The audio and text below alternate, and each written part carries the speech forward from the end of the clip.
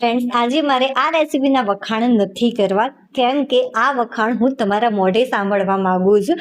એકવાર તમે ચણાની દાળની અંદર ગોળ નાખી શકી આ ટેસ્ટી રેસીપી બનાવી જો, અને હા, હેલ્ધી પણ હશે. 100% હું તમને ગેરંટી સાથે કહી શકીશ કે આંગળીઓ ચાટતા રહી જશો. જે રીતે મારા ઘરે જેને પણ આ રેસીપી ખાધી આંગળીઓ ચાટતા રહી ગયું હતું, ચોક્કસથી બનાવજો. તો આ માટે સૌથી પહેલાં મેં 1 વાટકી જેટલી ચણાની દાળ લીધી છે. બિલકુલ પણ શરૂઆતમાં તમારે એને સાફ કરવાની જરૂરિયાત નથી. સાફ એટલે વીણવાની તો જરૂરિયાત છે, બટ પાણીની મદદથી વોશ નથી કરવાની. અત્યારે આપણે આ રીતે ડાયરેક્ટ જ કઢાઈની અંદર લઈ લઈશું. તો 1 વાટકી જેટલી આ દાળ હશે. માપ પ્રોપર હોવું ખૂબ જ જરૂરી છે. જો 1-2 ચમચી ઓછી કે વધારે હશે તો એનાથી કંઈ જ ફરક નહીં પડે. શરૂઆતમાં જે ગેસની ફ્લેમ છે આપણે એકદમ ફાસ્ટ રાખીશું. ફાસ્ટ ફ્લેમ ઉપર 2 થી 2.5 મિનિટ માટે સતત તમારે આ રીતે મિક્સ કરવાનું છે. 2 થી 2.5 મિનિટ પછી તમે જોશો તો જે દાણો છે એ સારો એવું ગરમ થઈ જશે, અને સાથે સાથે ઉપરનો જે કલર છે એ પણ થોડુંક સામાન્ય ચેન્જ થવા લાગશે. અમુક દાળનો કલર જે છે એ ચેન્જ થવા લાગ્યો છે. હવે જે ગેસની ફ્લેમ છે આપણે થોડી વાર માટે મીડિયમ કરી દઈશું. તો 1 થી 1.5 મિનિટ માટે આપણે ગેસની ફ્લેમ મીડિયમ કરીશું, અને 1.5 મિનિટ પછી તમે જોઈ શકો છો સરસ મજાની જે દાળ છે એનો કલર સારો એવો ચેન્જ થઈ ગયો છે. જુઓ, બસ આ ટાઈપનો પરફેક્ટ છે. એકદમ તમારે દાળને દજવાડવાની જરૂરિયાત નથી. આટલું પરફેક્ટ છે. હવે આપણે ગેસ બંધ કરી દઈશું અને કોઈ પણ એક પ્લેટની અંદર આને નીકાળી લેવાની. આ રીતે ફ્રેન્ડ્સ, જ્યારે દાળને શેકીને કોઈ રેસીપી બનાવવામાં આવે છે ત્યારે ખરેખર એની જે મીઠાશ હોય છે બહુ જ સરસ આવતી હોય છે. ચોક્કસથી આ રીતે તમે ટ્રાય કરજો અને ત્યારબાદ મને કહેજો કે તમને આ રેસીપી કેવી લાગી. જુઓ, હલકું ગરમ હોય, બહુ જ વધારે પડતી ઠંડી કરવાની જરૂરિયાત નથી. સામાન્ય ઠંડી પડી જાય ત્યારબાદ આપણે કોઈ પણ એક બાઉલ લઈ લઈશું અને તેની અંદર એડ કરીશું સારા એવા પ્રમાણમાં પાણી. તો 2 ગ્લાસ જેટલું હું આની અંદર પાણી એડ કરું છું, અને પાણીની અંદર બધી જ દાળ આપણે એડ કરી દઈશું. હવે બસ સારી રીતે તમારે આને વોશ કરી લેવાની છે. તો 1 થી 2 વાર આપણે પાણીની મદદથી આને સારી રીતે વોશ કરી લઈશું. જુઓ કેટલી ડસ્ટ છે, આપણે આ ફેંકી દઈશું અને ફરીથી આને વોશ કરી લઈશું. જુઓ, આ જે દાળ છે એને મેં 2 વાર પાણીની મદદથી સારી રીતે વોશ કરી દીધી છે. હવે આપણે આગળની પ્રોસેસ જોઈ લઈએ. કોઈ પણ એક કુકર લઈ લેવાનું છે, તેની અંદર બધી જ દાળ મેં ઉમેરી દીધી છે. જે વાટકીની મદદથી તમે ચણાની દાળ લો છો, બસ તમારે એ જ વાટકીની મદદથી પાણી એડ કરવાનું.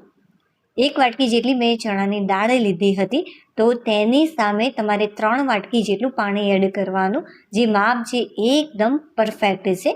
હવે આપણે આની અંદર એડ કરીશું ચપટી જેટલું મીઠું. મીઠું એડ કરવાથી ખરેખર જે રેસીપીની મીઠાશ હોય છે બહુ જ સરસ આવે છે. બહુ વધારે એડ નથી કરવાનું, આટલું ઇનફ છે. ચમચીની મદદથી હલકું આપણે મિક્સ કરી દઈશું અને કુકરનું ઢાંકણ બંધ કરી શરૂઆતમાં ગેસની ફ્લેમ તમારે 1.5 મિનિટ માટે ફાસ્ટ રાખવાની, કે જેથી કુકર સારું એવું ગરમ થઈ જાય. અને ત્યારબાદ જે ગેસની ફ્લેમ છે મીડિયમ કરી દેવાની.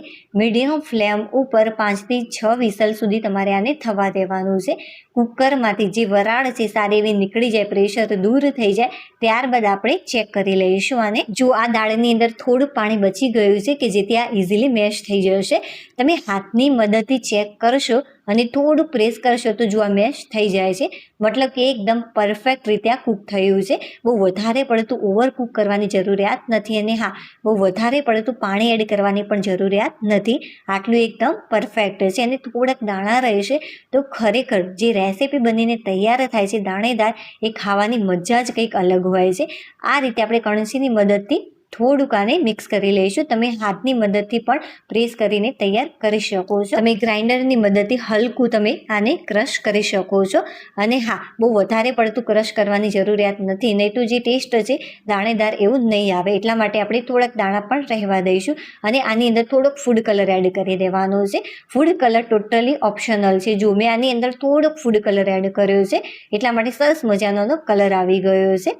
ફ્રેન્ડ્સ, ખાસ તો હું તમને સોરી કહેવા માંગીશ, કેમ કે જે મોબાઈલ છે મારો એ હેંગ થઈ ગયો હતો અચાનક, અને જે ફૂડ કલર મેં એડ કર્યો એ પાર્ટ આની અંદર આવ્યો જ નથી એ વિડીયો, એ માટે દિલથી હું તમને સોરી કહીશ. હવે લઈ લઈશું એક જાડા તળિયાવાળી કઢાઈ. જો જાડા તળિયાવાળી કઢાઈ ન હોય તો તમે કોઈ પણ કઢાઈનો ઉપયોગ કરી શકો છો, બટ હા, એ સમયે તમારે ગેસની ફ્લેમ થોડીક ધીમી રાખવાની.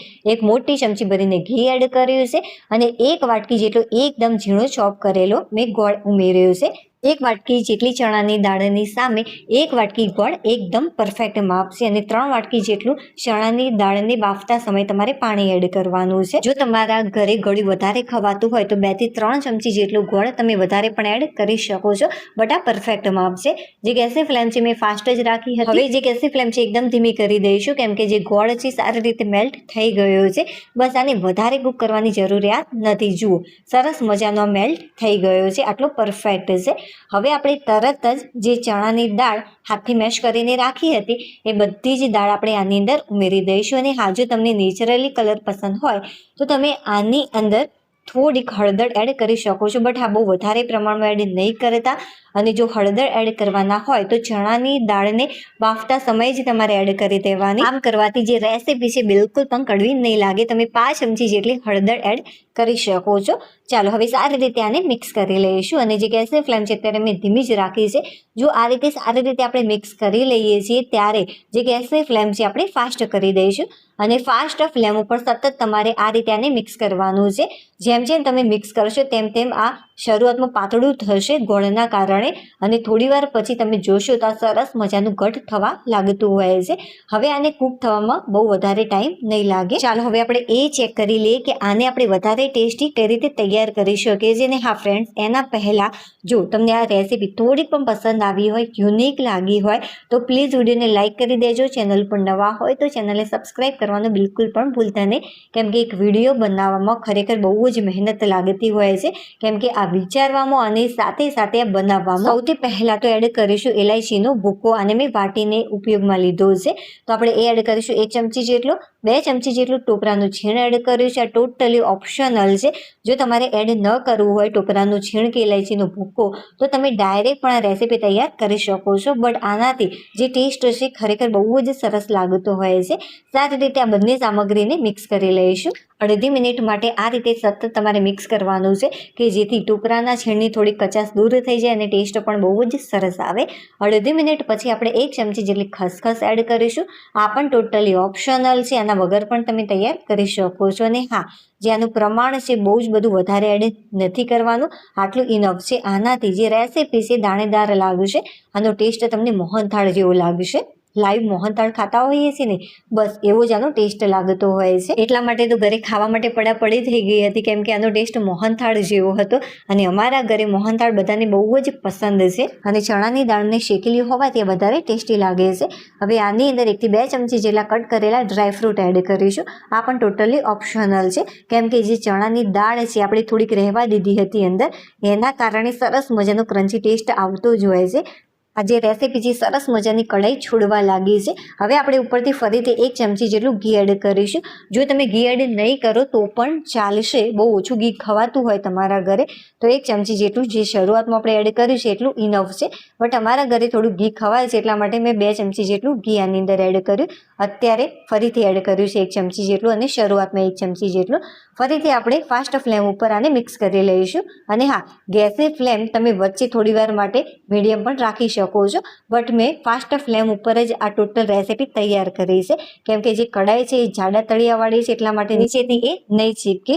અને જો પાતળા તળિયાવાળી કઢાઈ હોય તો જે ગેસની ફ્લેમ છે થોડી વાર માટે ફાસ્ટ રાખવાની, થોડી વાર માટે મીડિયમ અને થોડી વાર માટે ધીમી રાખી એ રીતે તમે શેકી શકો છો. આ પરફેક્ટ રીતે શેકાઈ ગયો છે. હવે કોઈ પણ એક પ્લેટની અંદર આને સર્વ કરીશું અને ઉપરથી થોડાક ડ્રાયફ્રૂટ આપણે એડ કરીશું.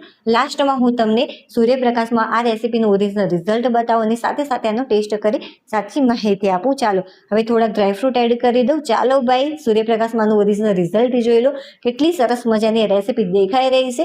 ચાલો ભાઈ, ફટાફટ હું આનો ટેસ્ટ કરી લઉં. અને હા, ઉપરથી મેં ફરીથી 1 નાની ચમચી જેટલું ઘી એડ કર્યું હતું. ખરેખર મારા મોઢામાં તો પાણી આવી ગયું. ચાલો ભાઈ, ફટાફટ ટેસ્ટ કરી લો. વાવ, ખરેખર સુપર બનીને તૈયાર થઈ છે. ફ્રેન્ડ્સ, તમે પણ આવું લખીને મોકલાવો ને ક્યારેક બનાવીને. ચાલો, હવે આપણે ફરીથી મળીશું એક નવી ટેસ્ટી અને હેલ્ધી રેસીપી સાથે. ત્યાં સુધી બાય.